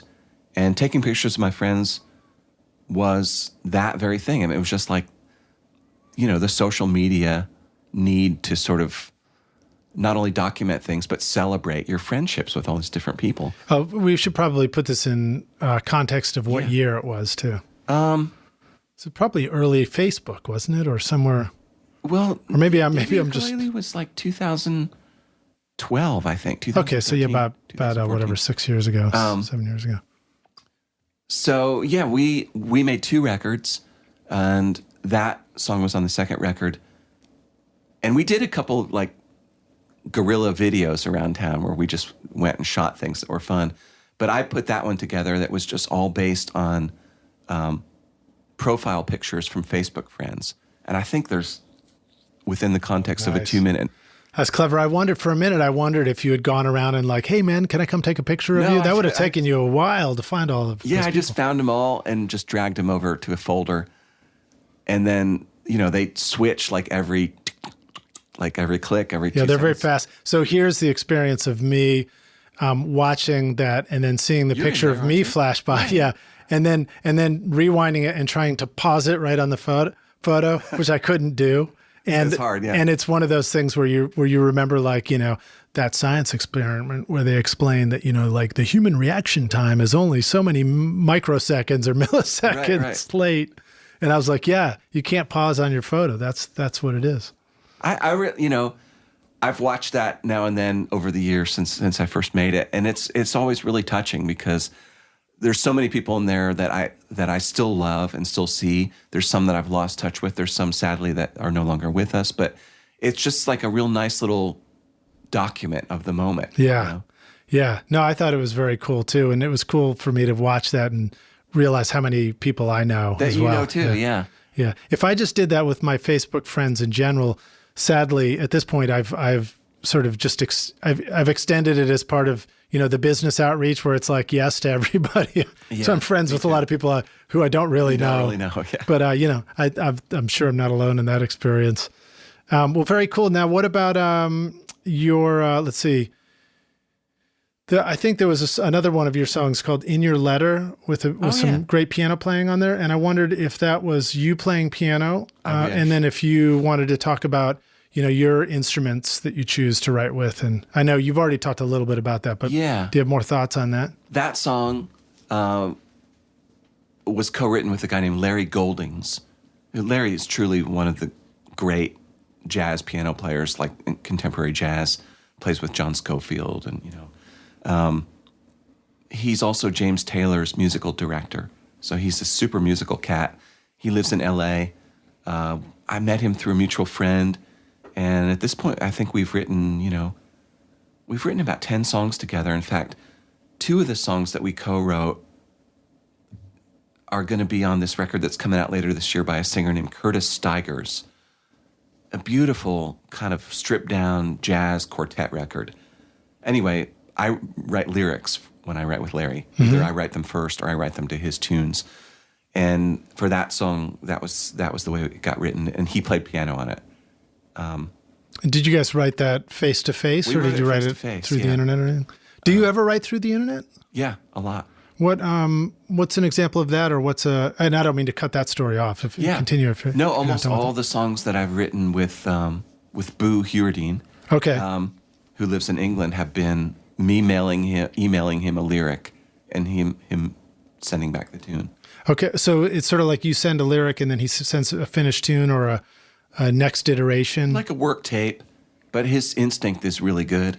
I have a few friends, David Mead is like that too. We've written different ways, but he's really good at reacting to lyrics. He just has a deep well of melodic creativity. And Larry does too. I mean, Larry is really one of the most musical people I've ever met. So he played piano in Your Letter, and he sent me that tune, and then I went out to L.A. and we wrote it in the same room. And I think he made a few changes, but it was essentially like a week. He sent it to me, and like a week later I was there, and I sort of had the idea, and then we finished it. So you recorded it while you were out there? Yeah, recorded the track. Yeah. Do you ever find any use for like having a video FaceTime Skype call and writing with somebody live on a video like that? I've done a bit of that. What are the things that are possible there, and what are the things that forget about it? You're not going to get that done. Well, I think one of the first things we discover is you can't sing together. Yeah, they just haven't figured out how to sync things up. I do like it, if only for like the FaceTime of it. That sometimes if you're just emailing somebody, you might not know exactly what they mean to say when they're questioning a line or bringing up a suggestion. Where with Skype, you're looking at them and it's a conversation, and through tone and through facial expression what's going on. I don't know. I mean, I can't think of any songs that I've written purely via Skype, though, that are really remarkable. So It's not something, even though I've done it a few times, it's not something, when somebody brings it up, I'm usually like, let's just wait till we're together. I come here, I go there. Maybe the video thing is great for revisions or like continuing with an idea. I could see that, yeah. Or it's like, where you have a dialogue going and you can play this and show this, and now what if you try that and whatever. I've done pre-production through a Skype call. I could see how that before would work, where, she had the songs and I just needed to give her feedback or pick up a guitar and, show a twist on it or something like that, and getting ready. What about co-writing as a process for you? Are you doing sort of the Nashville co-writer thing where you schedule sessions and get together with people regularly that you've never met before? Not so much blind dates anymore. The only time I'll do blind dates is if a friend of a friend suggests somebody, like, so-and-so's coming to town from LA and they're looking for people to write with. Or the publishing company I write for, Modern Works, might send somebody from New York, like, you got to write with this person. But mostly I tend to write with people that I know and have written with before. So yeah, I mean, we'll, just set up a time. Like, what's your May or June look like? Let's get together. And a getting together means an hour of time, or it means setting a day aside or a half a day? Well, it's not usually spoken about in such concrete terms, but it usually, for me, means at least 3 or 4 hours, maybe longer. But 3 or 4 hours is kind of, I think, a minimum to get something going. Right. Sometimes to finish a song, but not necessarily. Do you find that it's useful to leave the rest of your day, vague, because you may get the 4 hours, take lunch, and be on fire to come back and just continue? Yeah. And that also would depend on the person, too. Like, a lot of my friends that I write with have kids now, so I know, like, in the afternoon they have to pick up their kids, or right. There's going to be obligations. So, in that case, if I'm writing with a friend who has kids, it's like I'll have something else that I'm doing later in the day. And what's your world like these days? Is it smartphones and Gmails on computers and stuff like that, or is it like a avocado green dial-up phone still, and like vintage suitcases for tour stuff? I was late to a cell phone. I think I was the last person I know who got a cell phone. But of course, I just bought a new iPhone recently, and I rely on it a lot. But like I said earlier, I do love pen and paper. Mm-hmm. So I do write a lot of things down. In fact, in co-writing sessions, I mostly use pen and paper, while the other person is just like typing, editing. Yeah. And you see the back of their laptop, and you're like, "Are you surfing Facebook right now, or are we writing together?" Yeah, there's that too. That's. Do you ever teach in a classroom setting? Yeah. In fact, in the last month, I've guest taught 2 college courses, one on songwriting and one on music journalism. And did you have that moment where you look up and nobody's looking at you, they're all looking at their laptops, and you're like, is anybody listening to me, or are they taking notes, or what? I did too, and I'll tell you something really that I peered deep into the generation gap. Is I did a lecture on music journalism at David Lipscomb 2 weeks ago. And the kids were great. I mean, they were super bright and engaged and really asked great questions and stuff. But when I was talking about how to interview people, and they were all musicians too, so I was tying it into music and songwriting. But I was surprised at how many names I brought up of people that they didn't know. And then the names that they did know, like David Bowie and Tom Petty, were like immediate bridges between us Right. of enthusiastic stuff. But they didn't know Burt Bacharach. They didn't know Jobim. You know, there were some... They would know the song if they heard it, probably. Yeah. Yeah, you could tell them, like, Girl from Ipanema, you know, Yeah. dun, dun, dun, dun, dun, dun, and they would probably know it, but... They'd be like, oh, yeah, wasn't that on that VW Jetta commercial as the soundtrack? Right. How would they have heard it? By the same token, they're like, you know, they tell me about Young the Giant, and I was like, I don't know who that is. Yeah, yeah. So what do you do to try and keep yourself in the know? Do you just write down Young the Giant and go look it up on Spotify later? Or you're like, it's not Burt Bacharach, I'm not listening to it. I do, you know, once a month I try to listen to like the top, just excerpts of the top 40 most popular songs on Apple Music, just to kind of see what's out there. I'll follow a lot of, if you like this kind of links, whether it's Amazon Music, Spotify. I'm conflicted about using Spotify, but let the algorithm. Yeah, let the algorithm right steer me direction. towards people. So I feel like I try to keep up. I mean, there's so many bands now. I just don't know how it would be possible. I almost feel like it would be great if somebody would step in as a curator or a connoisseur, rather, you know, saying, we know that you prefer this type of wine, and like, you know, here's 10 new wines that you would like. Let's bring up David Bowie again. What do you think David Bowie would do faced with that overwhelming choice of bands to discover, like thinking about a new project or record? Did you get any takeaways from him about how you navigate way too many possibilities and narrow it down? Well, Bowie was really open-minded and really curious about things. So he would definitely, even when he was famous, he would still go out and hear a lot of music. He would go to art openings. He was a social person, so he would ask his younger friends what they were doing. And he was also, you know, really tech savvy in a way. Yeah. So he would rely on...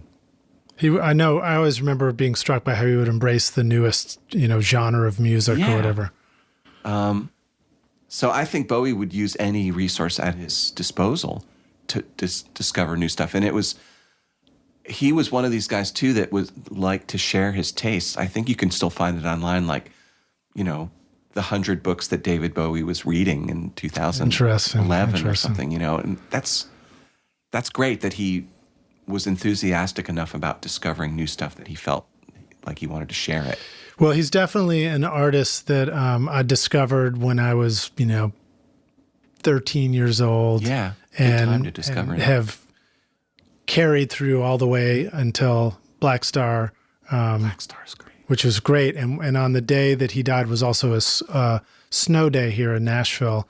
And my daughter was home from school, and we sat down. She sat down with some stuff to play. And I just put that on, and I told her the story of it, and we just listened to the entire album, and it was great, you know. Yeah, it still makes me emotional to think about, you know, certain people pass away, and it's hard to accept that they're gone, or even that they could be gone, you know. And with Bowie, I still think the way that he left this world is so kind of mysterious and poetic in a way. For somebody that famous to not let us know, first of all, that he was ill. Not that he had any obligation to do so, but then to die like almost immediately after he released something new. There was no funeral. It's just sort of like, it was almost like a disappearing act, like a trick, you know? Wow. Interesting. But so in keeping with who he was, yeah, you know? Well, it's just a fantastic body of work. Great artist. And I'm forever intrigued by all those records I'm listening to, you know. Me too. Well, so we're coming near the end here. Okay. But let me bring up something we haven't talked about at all. Tell us about your Nashville walking tour. Right. What's that all about? I have a walking tour business that's called Walkin' Nashville. No G, Southern style walking. I've been doing it for about 6 years, and it's a downtown Nashville walking tour that lasts about 2 hours and talks about the evolution of country music from the 50s to the present day. So talking about people like Chet Atkins and Patsy Cline and Hank Williams and Willie Nelson and Roger Miller, and also stopping at places like Tootsie's and the Ryman and Hat Showprint. So it's a history tour for music nerds, basically. I never had any notion. There might be some of those on this podcast listening right now. Well, good. Yeah, maybe they'll. I never had any notion to do that. It was really born out of me realizing that magazine work had reached a point where it was not possible for me to earn a living doing that anymore. A lot of magazines went out of business.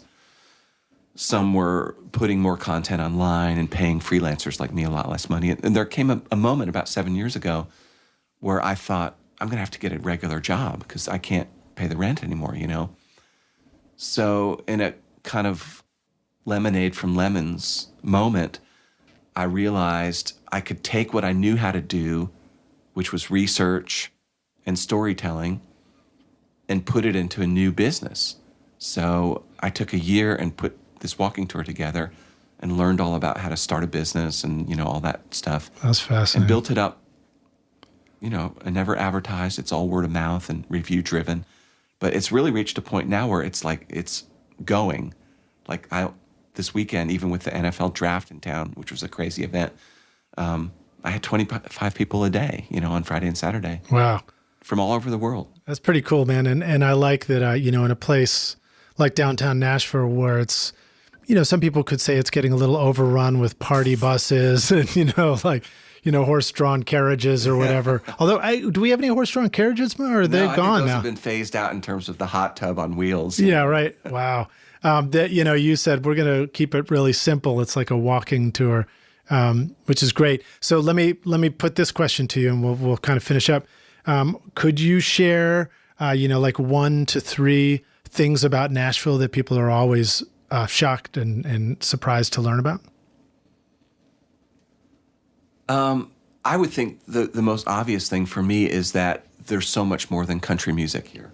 In fact, when you go back and start looking at the music that was made here, really from the 50s to the present day, you start seeing all this incredible R&B music. Like Lou Rawls made his first records here. Joe Tex, you know. There was a really strong R&B scene that revolved around WLAC, radio station, Ernie's Record Mart, Excello Records. You know, it's an incredibly rich history. So I think that's the first thing. And even to this day, of course, you know, great pop bands, great R&B bands, yeah, jazz, blues. I think the second thing is, at least up until recently, you know, I feel like people were always surprised at how low key and laid back Nashville was, because you think of it, it's a major American city. Yet one of the things that I still love about it, but it's harder to love about it now because we've grown so much, is how laid back and easy to get around and inexpensive. You know, all these things are changing now because of the way the city's growing. But I kind of felt like we always had the best of both worlds of being a city and a country place. You know, it was such a nice blend. Yeah. Well, I remember always thinking, and it's changing a little bit now, but that you could kind of get from where you were to wherever you needed to be in Nashville always in about 15 minutes. True. Always. It was always the case, you know, and then now if you're lucky or if it's the right time of day, you can. It's like all my friends in LA who have to do this thing, like they have to run 2 or 3 errands, but they have to wait for the moment where they can fold all those errands into one car trip. Right. Otherwise, you're going to be like, that's going to be 5 hours out of your life. You know? Yeah, yeah. And Nashville is approaching that level, I think. You know? All right. So what's do you have a third thing about Nashville that the rock stars should know about?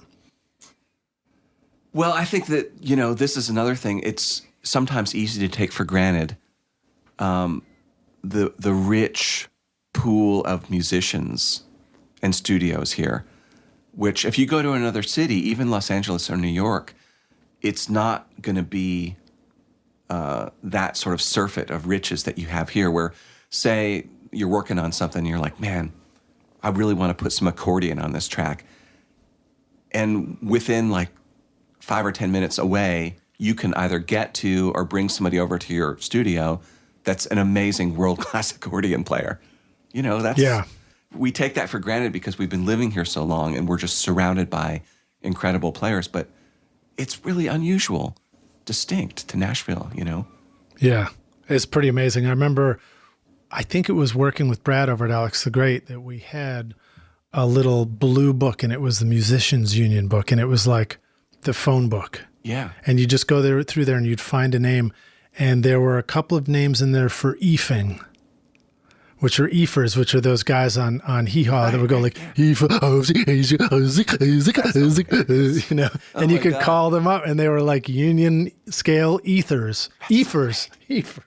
Oh, I can't even say it right. I love it. I can't remember and ham boners, you know? Ham boners, yep. And I can't remember if we called those guys in for a session. We might have. There might have been one time where we did that, but Rockstars, come to Nashville. Check it out. Now, if they want to find you and take a walking tour, where do they go? My website is walkinnashville.com. Okay, Super with easy. no G. No G. Even if you put a G in there by accident, I bought that domain name too, so it'll take you to the Come take a tour with the OG with no G. Yeah. Some guy who speaks the King's English, you know. Right on, dude. We have one last closing question. All right. This one is hypothetical, but you're going to take the Wayback Studio time machine that is also actually a hot tub, and we're going to go back in time. Okay. And you Can I pick the and it's a party bus too. Okay, good. And it's pedal powered. Okay. And you go back in time and you find young Bill, who's, you know, what was your first, it was Bowie, right? Was one of your first records that you loved? And, oh no, you wanted to be, Jimmy Page. You wanted to be Jimmy Page, right? So you were just considering, you know, should I buy that, you know, tight fitting conquistadore, jacket, embroidered with full size dragons and sequins as the first effort or not? And older Bill comes in and goes, puff of smoke. Young Bill, I've come back to give you this one bit of advice. Here's actually the single most important thing you need to know to be a rock star of the recording studio yourself one day. What advice would you go back and give yourself if you could? I don't know. I mean, that's such an intriguing scenario, you know, in so many ways. But I think everything happened for a reason on its own course of time. Maybe if I could go back and talk to myself in snakeskin spandex and with the Marshall stack, because I did have both. It was snakeskin parachute spandex with the zipper pockets on the side. Well, no, these were tight This was like before New Wave. I was trying to blend them all together for you there. I probably would tell myself, like, don't spend as much time hunched over that Wallensack reel-to-reel tape recorder, slowing down Heartbreaker solo by Jimmy Page to try to get it note for note, because he already did it. Like, even if you learn it note for note, like, you're just going to be a guy who did something else, who did something that Jimmy already did. So try to find something that's going to express who you are. Yeah. Yeah. But if you were doing that, and even as a writer, that means that you appreciate and practice the practice of studying and doing your homework as well. Yeah. So you found that there's a good balance still between do the homework of study the masters versus do your own thing. Yeah. I mean, I was just in Paris last month, and when I went to the Musée d'Orsay, I saw several students sitting in front of like Monet's, you know, recreating. It's one of the analogies I like to use on this podcast, actually. Yeah, and it's study the masters. No matter if you're a songwriter or a prose writer or a painter, I mean, there's so much to be learned by people who did it well and whose work has endured, you know. But make sure to do your own thing, find that voice. Yeah, huh? but I think that leads you, having the tools and the techniques, it leads you to doing your own thing. Well, groovy. Bill, thanks so much for being on Recording Studio Rockstars with us, dude. This was a blast, man. You're a great storyteller. Totally my pleasure. I feel like there's so much stuff we could have talked about, so maybe next time, you know? Yeah. Let the Rockstars know how they can find you online, follow you. If they want to go listen to your music, of course, I've got a YouTube playlist in the blog post, but if they want to go check out your records, add them to their collection, read your books, do your walk-in tour, where do they want to go? Well, to buy any stuff related to Swan Dive, you can find it all on iTunes, Amazon Music, and even some of our CDs, if you still spin that way, you can probably find on eBay or Amazon for less than $1 a piece, I would imagine. Books on Amazon. I have a SoundCloud page for newer music that I'm working on. We don't have a band website anymore. It's just, Just not needed. Just not needed. So I think we have a Facebook page. I have an Instagram page for my walking tour, Walk in Nashville. And the website again for the walking tour is just walkinnashville.com. walkinnashville.com. Okay, cool. All right, well, there you have it, rock stars. Reminder, links to what we're talking about in the show notes, including those links. And Bill, we'll see you around the studio, dude. Thanks so much for joining us. Thanks for having me. All right, man. Talk soon. Cheers. All right, bye. Thanks so much for listening to Recording Studio Rockstars. If you enjoyed the show and want to help make it better, then please share this episode with your friends on social media and leave a rating and review on iTunes to help the podcast reach more rock stars like yourself. You can click directly over to iTunes or go to rsrockstars.com/review for an easy explanation. Also, remember to hit the subscribe button to keep up with these weekly episodes. And if you're ready to make your best record ever, then head over to Recording Studio Rockstars Academy, where you can start with my free mixing course at mixmasterbundle.com. Look for the link in the show notes. And if you want more free content from Recording Studio Rockstars, all you have to do is go to rsrockstars.com/email. Again, that's rsrockstars.com/email to enter your name and email, and I'll keep you in the loop with articles, videos, podcast updates, and even free gear giveaways for your studio, all totally free. Thanks for listening, and thanks for being a rock star. I'm Lid Shaw, and this is Recording Studio Rockstars. Now, go make great music.